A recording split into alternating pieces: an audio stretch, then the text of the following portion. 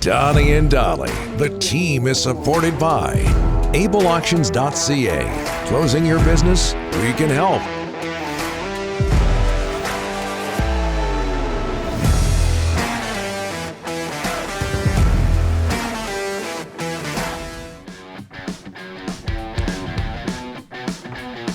We're not running the fly then? All of our guests today, including Craig Button, brought to you by the Bayside Oceanfront Resort. Located oceanside in beautiful Parksville, the Bayside Resort is one of Vancouver Island's premier getaway spots. Call now to book your reservation. Mention Donnie and Dolly for 10% off your nightly room rate. Also, be sure to grab a Donnie and Dolly hat or t-shirt now on sale at the Bayside. Book your island getaway at BaysideOceanfrontResort.com or call 250-248-8333. As we bring in the wake of a 5-4 Canuck loss to Vegas last night, TSN Scouting Director Craig Button. Craig, thanks for doing this, sir. How are you? I am very good, and the 5-4 Canucks loss is so similar to so many of their losses this year. Get a lead, get a multi-goal lead, and then ultimately lose the game. Craig, is there a common thread when it comes to an NHL team's inability to hold multiple goal leads? Bruce Cassidy, after the game on Monday night, said, hey, we look at an area that we can exploit. That's the front of the net. That's the slot area. Mm-hmm. And, you know, we look at that as an area that we can take advantage of. And that's an area that all teams take advantage of on the Vancouver Canucks. And despite what Luke Shen said about not competing, I think they compete. I think they try as best as they can. They're just not good enough. Mm-hmm. I mean, what defenseman can go head-to-head with Jack Eichel, Mark Stone? Like, they're not good enough. There is a common theme and thread for the Vancouver Canucks. A blue line that is weak. And until it improves, you're going to continue to get these same results. Nothing will change. You know, if you think it will, then that's your bigger problem. And they need to get better defensemen. Yeah. So, Craig, do I take it from that you aren't placing a lot of the blame on the coaching staff? Well, I mean, what can the coaching staff do?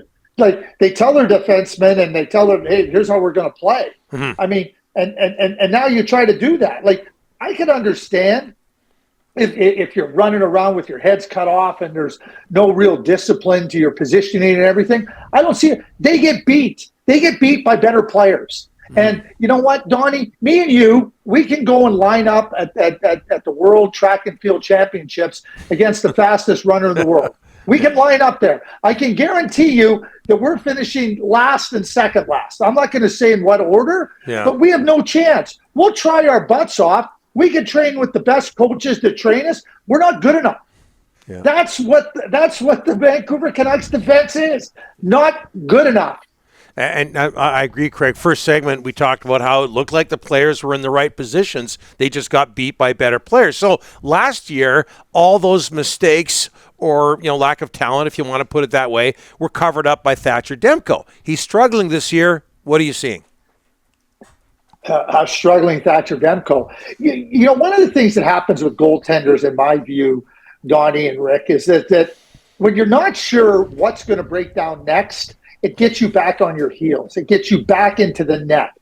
Goaltending has to be where you're reading the play, you're certain of your positioning, and you can commit to it. Thatcher Demko right now, the numbers tell a story of a struggling goaltender. But when I watch him, he's a goaltender that's retreating. He's a goaltender that's not sure where the next challenge is going to come from. He's looking, okay, is it going to come from my right? Is it going to come from my left? Is it going to break down here and that's wide open? And that's a problem with the defense in front of him. And you're trying to give your goaltender certainty in so many situations so that he can just lock in and just focus in on the one. When a goaltender has to start thinking about 1, 2, 3 different chances that might come his way and different challenges that he's going to be confronted with, he ends up not being able to fully commit to any one. And that's what I see with Thatcher Demko. And yeah, you can have your goaltender clean up a lot of your mess and stand on his head, but that's not what fundamentally sound teams do. It's in front of them. And yes, we can ask Thatcher Demko to be better. Do I think he can be better? Yes, I can. But that's what I'm seeing in Thatcher.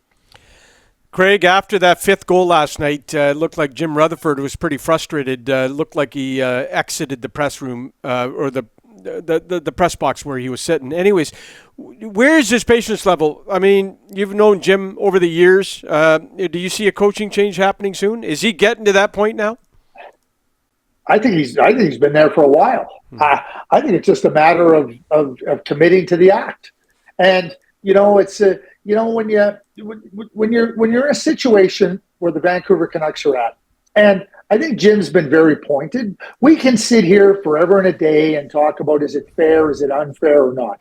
A GM has to have a feel and a confidence in his coach. Jim did not hire Bruce Boudreau. Bruce Boudreau to me is a top-notch coach. But if that relationship isn't simpatico, then you're always going to be questioning. Well, why did he do this? Why did he do that? Bob Gainey told me many, many years ago when I was working with him in Dallas, and I was managing the minor league team and overseeing it. And he said to me, he goes, listen, you're not going to sit up top and start judging the coaches. He goes, you sit there, you're looking at it, you're trying to give them insights to help them with the players and the team and do that. But if you're going to just stand up there and coach, he goes, I'll put you behind the bench. And then he said, but I don't like your chances of being very successful behind the bench. Yeah. So, you know what? As Jim Rutherford coached in the league, yeah, he's not a coach. So bottom line is Jim is questioning where the team is at under the guidance of Bruce Boudreau. That doesn't mean that he can't coach well. It doesn't mean he won't go someplace else and coach well. All we got to do is look around the league. Jim Montgomery takes over in Boston. Bruce Cassidy takes over in Vegas. Peter DeBoer takes over in Dallas. Rick Bowness takes over in Winnipeg. I just named 4 teams that with coaching changes and with coaches that have worked in the league all switch seats and are all doing exceptionally well. And sometimes a change is necessary because of the dynamic with GM and coach. The players all know, and I always believe that I think Jim's there. I just think it's a matter of just making the move. And the move might be more difficult in determining who he's going to put there. That might be the more difficult thing. The first part might be, not that it's ever easy, but the first step might already be determined, but who's he going to put there? Hey, Craig, point number 1,000 last night for Patrice Bergeron. I don't think there is a more quiet superstar in any sport, class act on and off the ice. This guy just brings it every single year. He's such a good pro, but only 3 other Boston Bruins in history have reached 1,000. But what a beautiful landmark point for him last night. You nailed it, Rick. Quietly gets 1,000 points. So we know what a brilliant defensive player Patrice Bergeron is. 5 Selke Trophy. Nobody's won more than 4. And, he's doing it again. Off season, I'll sign a 1-year contract. We'll see what I want to do. And he's still at this level of excellence that shows no fall off. And to get 1,000 points, you have to be a brilliant offensive player too. Yeah. And for him to round in that great defensive play with 1,000 points, he's a first ballot Hall of Famer. I felt that just based on his, and now with 1,000 points, I don't think there's any question. But I don't think when we look at Patrice Bergeron, we think of this gifted offensive player. But at 1,000 points, we better start looking at him that way, not just as this brilliant two-way defensive centerman, because he's a great player. And Stanley Cup ring and 2 Olympic gold medals. There's a whole lot there. So Friday in Langley, the Regina Pats are in town to play the Vancouver Giants. Craig, what are people going to see from Conor Bedard and from a player that maybe some of the people at a packed house haven't seen before? He plays with the Giants. He's leading them in scoring. Samuel Honzek. Okay, let's start with Conor Bedard because he is the headliner. Let's make no mistake about it. Conor is not surrounded by by a ton of skill in Regina, but he is a massive difference maker in the game. When he's on the ice and he has the puck, or is about to have the puck, just get on the edge of your seats, but something magical can happen.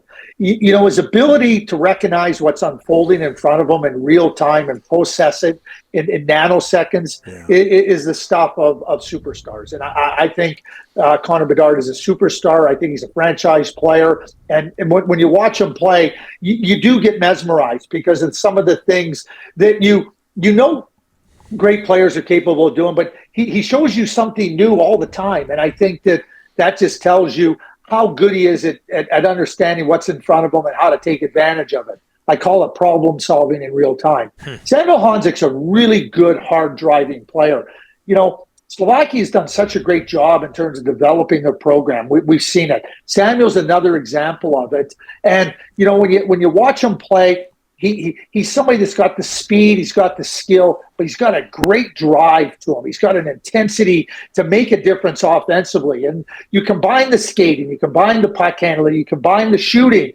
That's how you get to being a top player and a top prospect. There's no question he's a first-round draft pick in the NHL. The question now is going to be, how high will he go in the first round? Because he's an elite prospect. It's going to be a fun night Friday. Craig, thanks for this. Appreciate it. Talk to you next week. Have a great day.